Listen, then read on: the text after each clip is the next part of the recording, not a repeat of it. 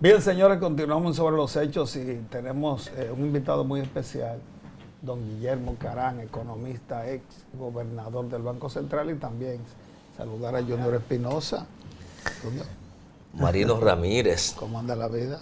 Todo bien, don Guillermo. Bien, gracias a Dios. Espero seguir bien en medio de este lío. Don Guillermo está bien. Don Guillermo, la esposa de don Guillermo hace unos ponches buenísimos en Navidad. Él cree que yo no le he tomado esos ponches. Él cree. Banjo me regaló uno.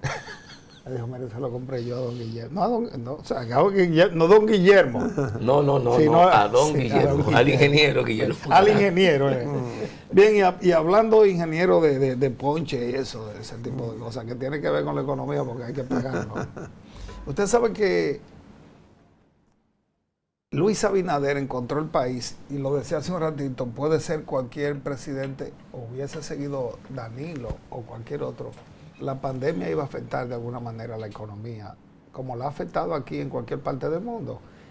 Y él encontró esa situación y se ha mantenido la economía más o menos a flote. A eso agreguémosle ahora esta guerra que, aunque está lejos, de alguna manera afecta a todo el mundo, principalmente a países como este, que lo que producimos es ron blanco para echarle a los motores. ¿Ustedes recuerdan esos motorcitos Honda 50 que venían antes, que corrían con ron blanco? Entonces, ver cómo esto, don Guillermo, puede usted manejarlo y qué perspectivas le dan. Bueno, los gobernantes están y los políticos estamos también para resolver o contribuir a resolver las situaciones que se presenten, algunas previsibles, otras no.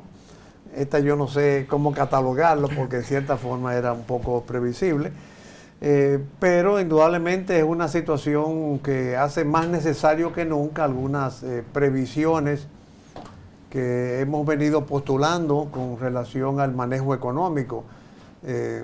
Como suelo decir con frecuencia, recordar, yo soy ingeniero civil, a los ingenieros civiles nos enseñan a diseñar los puentes, por ejemplo, cuando las cargas están en la posición más desfavorable. Y uno tiene que prepararse para cualquier contingencia. Y parte de esa contingencia, parte de la preparación de la contingencia, es atacar los puntos que son más susceptibles. Por ejemplo, la situación fiscal, la situación agropecuaria. Nosotros estamos teniendo una situación agropecuaria rezagada con relación al crecimiento general del producto y de otras actividades específicas como el turismo. La agropecuaria crece un 2%, el promedio general es 12, o sea, 6 veces menos. El turismo es 40, es decir, 20 veces más lento. Y en cuanto a lo fiscal, estamos teniendo una situación en que todas las recaudaciones se están consumiendo en los gastos corrientes y a veces, como en el año pasado, hasta faltaron 19.500 millones de pesos para cubrir los gastos corrientes, y si le sumamos amortizaciones faltaron 120.000 millones. ¿Qué es gastos corrientes? Gastos corrientes, burocracia, servicios, intereses de la deuda, contrataciones de servicios, subsidios, en fin. Okay. Entonces, ¿qué pasa? Que cuando tú no tienes cuando tú tienes esta situación, tu capacidad de maniobra se reduce o depende del endeudamiento, del financiamiento externo. Y cuando tú tienes una agricultura que es el renglón clave para blindar los efectos de un acontecimiento internacional como este, como la guerra, cuando la tienes rezagada, tienes que reorientar las cosas para que pueda responder a esta situación de emergencia que vamos a vivir, porque Ucrania no solamente produce, Ucrania no es solo paso de petróleo, Ucrania produce muchos granos, granos que, por ejemplo, ahora muchos ucranianos van a dejar de sembrar y algunos ucranianos van a comprar, o rusos van a comprar más granos de la cuenta, y eso va a alterar el precio en el mercado mundial. Y como nosotros tenemos una agricultura, una avicultura, pollos, huevos, cerdos que dependen de esos granos, todo eso va a repercutir en el país. Yo entiendo que el gobierno debería afinar un poco su ecuación fiscal para tratar de tener excedentes que le permita invertir en aquellos renglones que va a aumentar el blindaje de la economía frente a estos acontecimientos y no veo otro que no sea en fortalecer la agropecuaria. Por eso digo que esta situación lo que ha hecho es afianzar, validar, reforzar lo que uno siempre ha venido postulando. O sea, miremos más la agropecuaria y revisemos la ecuación fiscal a ver si podemos tener más capacidad de maniobra, más excedente de recursos para poderlo volcar en la agricultura. Es decir, que no es solo anunciar que se dispusieron de 5.000 millones de pesos para apretárselo a medianos, pequeños y grandes productores. Se está planteando priorizar como políticas públicas del Estado el aspecto de la agricultura, la agroindustria en sentido general. Claro, y no solamente, como tú dices, anunciar que se va a prestar. Hay muchos renglones en la agricultura que son importantes. Por ejemplo, los caminos vecinales, los canales de riego, la llamada infraestructura agrícola, las estructuras de comercialización. Aquí hay muchas regiones que se producen y se pierden porque no se comercializa. La infraestructura para el desarrollo rural, porque hay renglones aquí donde incluso llega a escasear mano de obra y tenemos que recurrir a mano de obra haitiana. ¿Por qué? Porque las condiciones de vida rurales no son tan atractivas como las urbanas, entonces eso genera migración. Pero además políticas, por ejemplo, la idea original del INESPRE cuando se formó fue comprarle la producción a los agricultores a precios rentables, garantizando su rentabilidad, que no pierdan, que uno es lo que oye con frecuencia, los precios bajaron y yo voy a quebrar, etcétera, ¿no? Y también para venderlo a precios justos. Entonces hay un poco la revisión de la política y los criterios de subsidios. En lugar de tú seguir subsidiando a los consumidores, pues subsidiar a los productores para que haya bienes con que satisfacer necesidades. Entonces pienso que toda esa revisión, esto brinda una oportunidad para sentarse y revisar cómo reorientar la situación de las finanzas públicas. Entonces, tres cosas. El turismo no debe ser entonces la base, la espina dorsal de la economía. Me gustaría ver eso. Segundo, el problema de lo de INESPRE y los subsidios es que termina todo en corrupción aquí. Porque yo recuerdo INESPRE era un monstruo. Tenía almacenes en todo el país, tenía una flota de camiones. Eso no se sabe dónde fue a parar. Y tercero, una curiosidad. Las visitas sorpresas que hacía el presidente Danilo Medina eran en el área agrícola. Eso se perdió. ¿Cuáles son los resultados positivos de eso? Bueno, primero, ¿qué cosa en el país no es susceptible a la corrupción? ¿Qué cosa en cualquier gobierno del mundo no es susceptible a la corrupción? Yo creo que hay que establecer sistemas de vigilancia y supervisión porque hay corrupción también en los precios de los combustibles, hay corrupción en los subsidios sociales. ¿Cuántas veces uno ve en la prensa que investigaron que los colmados vendieron los productos para otros fines, utilizaron la tarjeta para otros fines? Yo creo que todo requiere un mecanismo de supervisión para combatir la corrupción. Y hasta los préstamos de corrupción, aquí no han quebrado bancos por corrupción en el ejercicio bancario. Yo creo que el mecanismo de supervisión del Estado tiene que actuar. Y con relación a la visita sorpresa, a mí me parece que siempre fue una medida desatinada porque primero rompía la institucionalidad. Yo creo que lo ideal es que el presidente de la República, déjame ilustrarte con mi concepto sobre los operativos. Claro. Cuando cada vez que yo veo que alguien anuncia un operativo, digo, pero es una vergüenza que un funcionario anuncie un operativo porque eso significa que se descuidó previamente. Yo una vez escribí un artículo que se llamó Negligencia de primero y operativo después. Pues eso mismo yo veía en las visitas sorpresa. O sea, primero nunca, en la agricultura no es susceptible de actuar por sorpresas. Al contrario, debe preverse, debe programarse. Planificación. Planificar. Y no estar dependiente de la visita de un presidente de la República, sino de la institucionalidad agraria, que son los organismos que deben estar permanentemente vigilando cómo es que anda la agricultura, cómo va el clima, si se debe sembrar tal cosa o la otra, si es con riego o no riego, si la comercialización está ayudando o no, en fin. Pienso que no fue una buena iniciativa la visita sorpresa.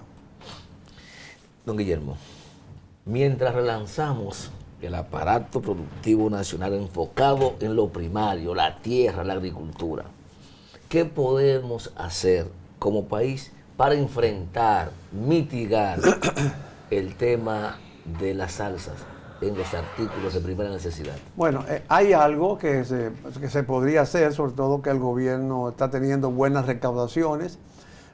Mientras maduran esas medidas, se puede dispensar el pago transitorio de algunos impuestos de productos de consumo masivo básicos, que puede de alguna manera u otra afectar y contener el mecanismo de los precios. En el caso particular de los hidrocarburos, que es un factor que incide mucho en la economía global, tú sabes que los hidrocarburos tienen un precio fijado semanalmente, no sé por qué, en una economía libre, en una economía de mercado, y tiene tres componentes. El precio internacional del crudo o del combustible, de la materia prima, los impuestos, que es un porcentaje sobre ese precio, y los márgenes de distribución, de comercialización y transporte, que tampoco sé por qué tienen que fijarse. Esos márgenes constituyen el 20% del precio.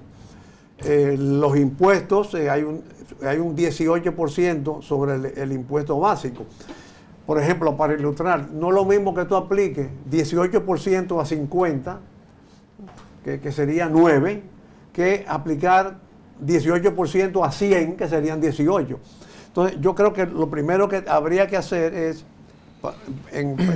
congelar el valor del impuesto en valor absoluto. O sea, para que no sea 9 o 18, que sea una suma la que el Estado considera, pero que no magnifique cada semana el valor del combustible. Y con relación a los márgenes de distribución, la comercialización y transporte, ustedes no se fijan que nunca hay protesta de los distribuidores de gasolina, de las estaciones, de los transportistas. ¿Por qué? Porque ellos se están ganando un porcentaje creciente, un porcentaje aplicado sobre un precio creciente que le aumenta los márgenes a ellos. Entonces yo creo que esos márgenes hay que dejarlos al libre juego de la oferta y la demanda, que la competencia se materialice por esa vía, que si tú quieres subirlo, súbelo. Bueno, y si tú quieres bajarlo, eso bájalo. Lo hacen en Estados Unidos ahora. Claro. Y aquí lo llegaron a hacer una vez y metieron preso al que lo bajó. No, y le entraron a tiro. Se lo de Santiago. Le entraron a tiro. Perdón, Guillermo, aprovechando, en el tema de los combustibles, aparte de todo esto, hay un tema que no entiendo y que las autoridades tampoco intervienen, Marino. Suben los combustibles, viernes, ¿verdad? 5 de la tarde. Usted va a las 6 de la tarde a las estaciones de gasolina y no hay, si es premium no hay. Y de 10 estaciones de expendio, hay laborando 3 y la cola de vehículos. Entonces te aplican el precio inmediato y no la semana siguiente que no han comprado. No han comprado gasolina. No, pero ¿dónde todavía lo suben inmediatamente? Lo suben inmediato. Entonces, ¿no hay una distorsión también ahí en el mercado? Sí, ahora eso es más difícil de controlar porque, por supuesto, depende mucho de las múltiples estaciones que hay, porque hay muchos, ¿no? Bueno, Proconsumidor acaba de declarar que va a actuar con energía frente a los... nota de prensa. Pero yo entiendo que si hubiera competencia, por ejemplo, muchas de esas cosas se eliminarían. Porque los agentes económicos lo que necesitan es vender más para vender más y tener más beneficio. Y de alguna manera u otra pudiera corregirse ese mal. Ahora, ingeniero, usted hablaba de los márgenes de beneficio de los intermediarios. Eso de beneficio no, de comercialización. De comercialización. Bueno, pero en la comercialización. Sí, de ahí se deriva el beneficio. Comercialización, ahora, transporte. Eso influye mucho en que las grandes cadenas de distribución de gasolina se han adueñado prácticamente del mercado aquí. Claro. Eso había desaparecido, se habían ido y han vuelto y han comprado. Usted sabe lo que hacen las marcas. Uno le dice bomba, ¿verdad? Bomba de que no es bomba, pero uno le dice bomba de... Esas grandes empresas de distribución, si usted tiene 2 o 3 estaciones, ellos le preguntan cuánto usted te gana al año, o mensual, o como sea, y se las rentan por 20 años. Eso influye en que esta gente se haya ido adueñando del mercado. Ese fenómeno que tú observas no es solo en el renglón de los combustibles.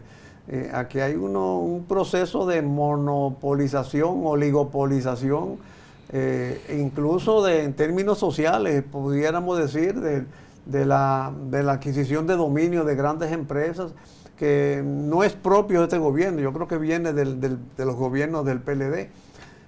Y en cierta forma no se observó en esa misma magnitud, porque por ejemplo cuando Balaguer se le acusaba de que creó nuevos ricos, 300 nuevos millonarios, y en una ocasión él llegó a decir, bueno, pero eso no es malo, malo que yo a lo que eran millonarios lo hubiera hecho mucho más millonarios.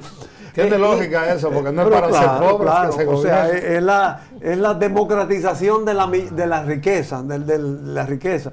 Y en cierta forma también como hay que reconocer que durante la dictadura, aunque en provecho propio del dictador, también se acabó con la monopolización y la oligopolización. Le hizo un monopolio a él.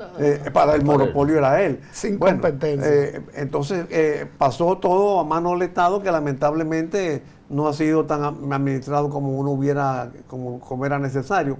Pero en sentido general sí se observa una tendencia a monopolizar y a oligopolizar el marco empresarial. Y mira qué ironía tiene la vida. Cuando hay una ley que estimula la competencia, cuando no había ley que estimulaba la competencia, entonces la democratización del empresariado, de la aristocracia, de los ricos, era mucho mayor. Bien, vamos a la pausa de regreso con el ingeniero Guillermo Carán.